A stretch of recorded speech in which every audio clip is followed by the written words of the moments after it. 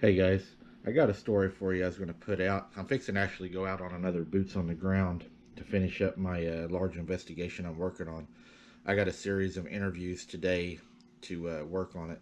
I've got 52 pages on this other thing that I'm working on, plus getting more information today.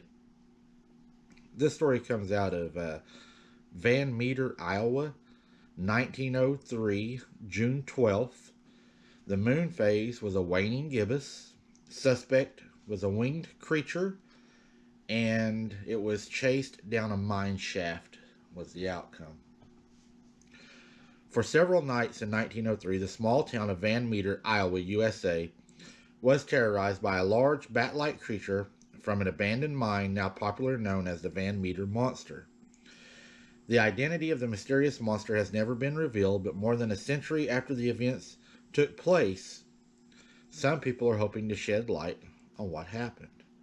The legendary dates back to the 1903 when several of the most respected citizens of Van Meter reported encountering a half-human, half-animal entity with huge bat wings that allowed it to fly.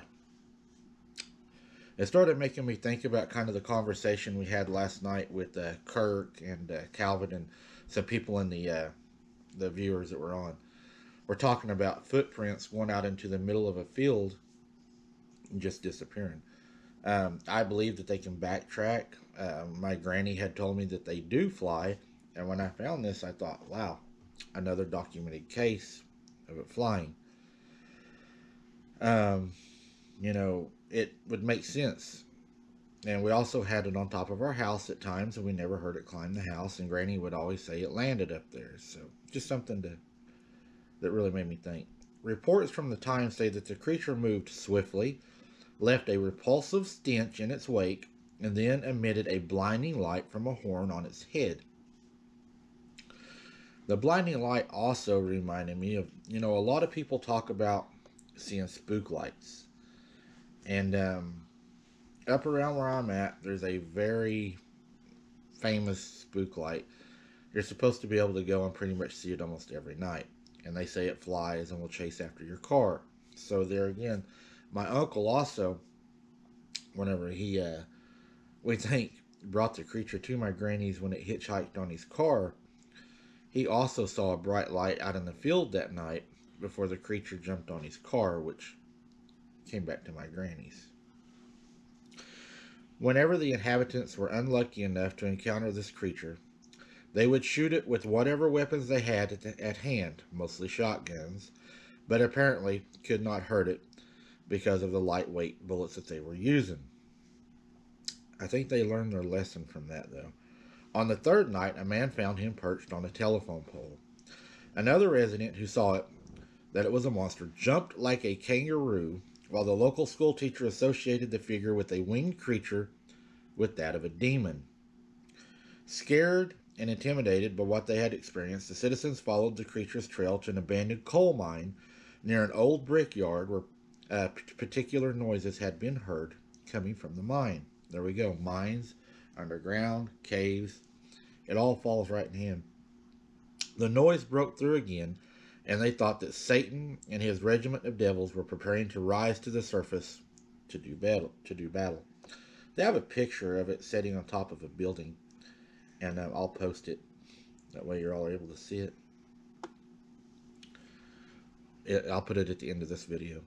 While the citizens were inspecting the entrance of the mine, the Van Meter monster appeared in the company of another that looked like a smaller version.